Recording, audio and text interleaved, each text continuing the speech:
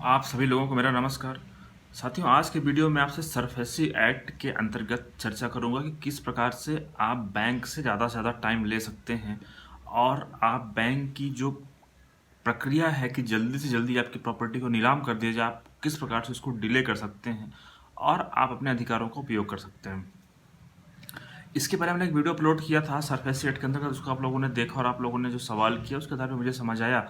कि आप लोग लोन तो चुकाना चाहते हैं लेकिन आपको टाइम चाहिए। सरफेसी एक्ट में जब भी हम कोई लोन लेते हैं और अगर हम लोन नहीं चुका पाते हैं तो बैंक जल्दी से जल्दी हमारे अकाउंट को एनपीए डिक्लेयर कर देता है और उसके बाद बैंक की जो प्रक्रिया है कि उस प्रॉपर्टी को नीलाम कर दिया जाए और जल्दी से जल्दी आपका जो पैसा है वो वसूल कर लिया जाए। तो साथियों, इस प्रकार से जो भी बैंक की प्रक्रिया है जो कि जल्दी से जल्दी बैंक करना चाहता है, आप उसको किस प्रकार से डिले कर सकते हैं। और डिले मैं इस आधार पर नहीं कह रहा हूँ कि आप बैंक का जो प्रोसेस है उसको दुरुपयोग करके आप उसको डिले करें, आप अपने अधिकारों का उपयोग करते हुए उसको डिले कर सकते हैं। और अगर हमने देखा है कि अगर आप वो प्रक्रिया डिले होती है तो निश्चित रूप से इसका फ़ायदा आपको मिलेगा कि आपके पास समय रहे कि आप बैंक का लोन चुका सकते हैं। तो साथियों, आज मैं आपसे इलाहाबाद हाई कोर्ट का जजमेंट शेयर करने वाला हूं और इस जजमेंट में आपको बताऊंगा कि किस प्रकार से आपके अधिकार क्या हैं। और सरफेसी एक्ट में ऐसा कोई प्रावधान नहीं है, उसके बावजूद भी हाई कोर्ट ने अपने इनहेरेंट पावर का इस्तेमाल किया, जो कि आर्टिकल 226 और 227 के अंतर्गत हाई कोर्ट को दी गई है। और उसके बाद हाई कोर्ट ने जो डीएम का आदेश था उसको पलट दिया, उसको रद्द कर दिया। तो साथियों, सबसे पहले मैं आपको ये बताऊं, आपको शायद जानकारी होगी कि बैंक जहां भी किसी प्रॉपर्टी को एनपीए डिक्लेयर कर देता है वहां पे बैंक का ये टारगेट होता है कि किसी प्रकार से जल्दी वहां पे जो प्रॉपर्टी है बारोवर की उसको ले लिया जाए। इसके लिए जो कानूनी प्रक्रिया है, बैंक सबसे पहले आपको 13 सेक्शन 2 का नोटिस देता है। उस नोटिस में आपके पास 60 दिनों का वक्त होता है कि आप चाहें तो उस नोटिस पे रिप्लाई कर दें, और अगर नोटिस सही नहीं है तो आप बैंक को इन्फॉर्म कर दें कि नोटिस गलत है, या फिर जो भी अगर आपको नोटिस संबंधित कोई दिक्कत है और अगर कुछ फैक्ट अलग हैं तो आप अगर 60 दिन तक कुछ भी नहीं करते हैं तो बैंक अगली जो प्रक्रिया करता है कि 13/4 का नोटिस इशू कर देता है। 13/4 के अंतर्गत बैंक उस प्रॉपर्टी का सिंबॉलिक पोजीशन ले लेता है और आपके घर में चस्पा कर देता है कि हाँ, हमने इस प्रॉपर्टी, ये सिंबल मतलब ये प्रकार से प्रॉपर्टी हमारी हो गई है। अब साथियों, आज मैं आपसे जिस आपके अधिकार की चर्चा कर रहा हूँ वो कर रहा हूँ धारा 14 के अंतर्गत जो आपको अधिकार है। साथियों, बैंक 13/2 के बाद 13/4 नोटिस इशू करते हैं, उसके बाद बैंक धारा 14 के अंतर्गत जो आपके एरिया का जो डीएम होगा, डिस्ट्रिक्ट मजिस्ट्रेट होगा, बैंक उसके यहाँ एप्लीकेशन फाइल करता है धारा 14 के अंतर्गत कि हम इस प्रॉपर्टी का फिजिकल पोजीशन लेना चाहते हैं। मतलब कि ये जो प्रॉपर्टी अगर इसमें कोई रह रहा है तो इसको हटा दिया जाए और वहाँ पे बैंक का पूरी तरह से कब्जा हो जाए। साथियों, इसके लिए बैंक क्या करता है, डीएम के यहाँ पे एप्लीकेशन फाइल करता है धारा 14 ऑफ सरफेसी एक्ट के अंतर्गत। उसके बाद डीएम क्या करता है, डीएम दोनों पक्षों को सुनता है और अपना फैसला दे देता है जो भी डीएम को सही लगता है। हमने देखा है कि 95% में वो फैसला बैंक के फेवर में ही होता है। कुछ कंडीशन होती है जहाँ के डीएम ऐसा भी आदेश देते हैं कि बैंक को अधिकार नहीं था इस प्रॉपर्टी को गिरवी रखने का जो बैंक ने रखा है, लेकिन बैंक ने उसके बावजूद भी इस प्रॉपर्टी को गिरवी रखा है जिससे कि गिरवी नहीं रखा जा सकता था। इसलिए बैंकों को आदेश नहीं दे सकता है कि वो इस प्रकार का एक्शन ले सकता है, फिजिकल पोजीशन ले सकता है और बैंक एप्लीकेशन खारिज कर देता है। लेकिन इस प्रकार के केस बहुत कम होते हैं साथियों।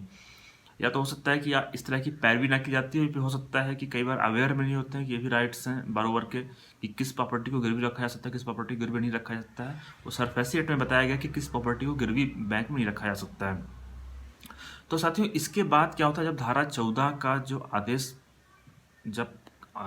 जो ऑर्डर है वो पास कर देता है डीएम, तो उसके बाद बैंक क्या करता है, बैंक प्रशासन के साथ मिलके, पुलिस, आरआई, तहसीलदार, पटवारी के साथ मिलके वो उस प्रॉपर्टी का कब्जा ले लेता है। अब साथियों, हमने कई बार ऐसा देखा है कि जो धारा 14 की जो प्रक्रिया है, जो डीएम ने जो ऑर्डर पास किया है, वो कई बार बिना दूसरे पक्ष को सुने ही वो आदेश पारित कर देता है, जबकि ये एक प्रकार से गलत है। ये जो नेचुरल जस्टिस का जो सिद्धांत है उसका वायलेशन होता है इस प्रकार से कि आपने बिना किसी दूसरे पक्ष को सुने ही आदेश पारित कर दिया। तो आज मैं आपको से इसी संदर्भ में चर्चा करूंगा कि किस प्रकार से आपका ये अधिकार है। और हमने देखा है साथियों कि अमूमन मैक्सिमम मामलों में ऐसा होता है कि जो भी डीएम के द्वारा आदेश पारित किया जाता है वो एक पक्षीय आदेश पारित किया जाता है, तो आप उसको चैलेंज कर सकते हैं। अब सबसे पहले मैं आपसे आज जिस जजमेंट का जिक्र कर रहा हूँ, अगर आप इस जजमेंट को पढ़ना चाहते हैं तो आप डिस्क्रिप्शन बॉक्स में इसका मैं लिंक ऐड कर दूंगा, आप वहाँ से इसको पढ़ सकते हैं।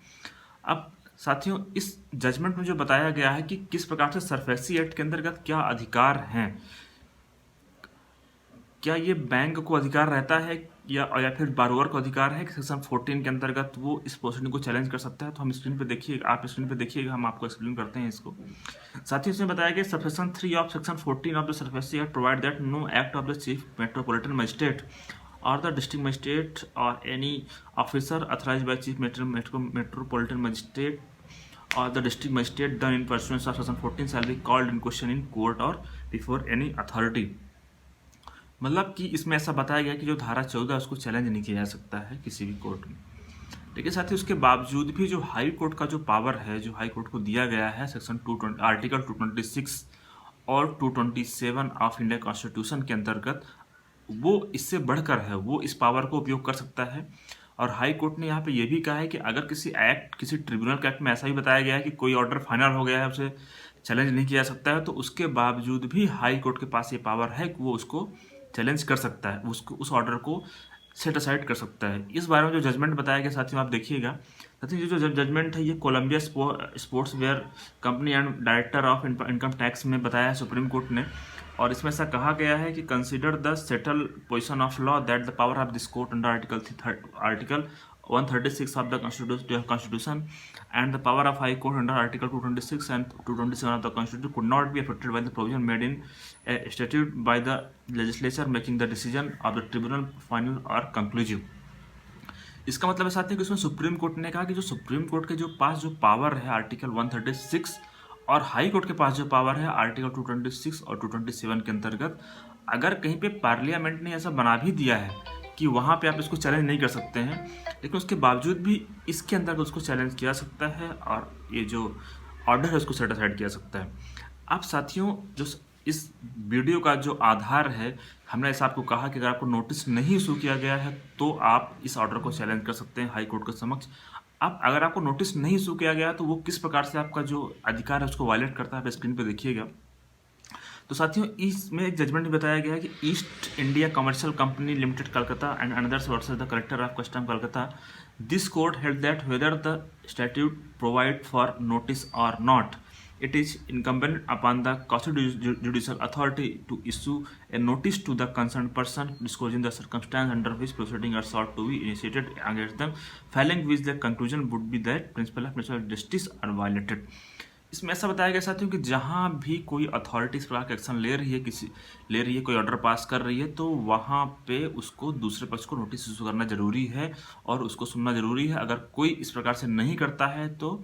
ये जो नेचुरल जस्टिस का जो सिद्धांत है वो वायलेट होता है। तो साथियों, इसी आधार पे और इन्हीं जजमेंट के आधार पे जो धारा 14 का जो आदेश था कलेक्टर का, उसको हाई कोर्ट ने सेट असाइड कर दिया, उसको रद्द कर दिया और पार्टी को कहा, पार्टी को एक डेट दी उसने, जो बारोवर था बोला था कि आप उस डेट को कलेक्टर के समक्ष उपस्थित होइए और अपना पक्ष रखिए। कलेक्टर बिना आपका पक्ष सुने आदेश पारित नहीं कर सकता है। जैसा हमने आपको बताया, जजमेंट को आप पढ़ सकते हैं। मुझे उम्मीद है कि आपको वीडियो समझ आया होगा। अगर आपके और भी कुछ सवाल हैं और अगर अपने कैसे साधन में आप चर्चा करना चाहते हैं तो आप मुझसे अपॉइंटमेंट के जरिए भी संपर्क कर सकते हैं और आप व्हाट्सएप के जरिए मुझे मैसेज कर सकते हैं या फिर आप कमेंट बॉक्स में कमेंट भी कर सकते हैं, आप मुझे मेल भी कर सकते हैं। इन ऑप्शनों का उपयोग करके आप अपनी समस्या मुझे बता सकते हैं और जो सोल्यूशन होगा वो मैं आपसे शेयर करूँगा। धन्यवाद।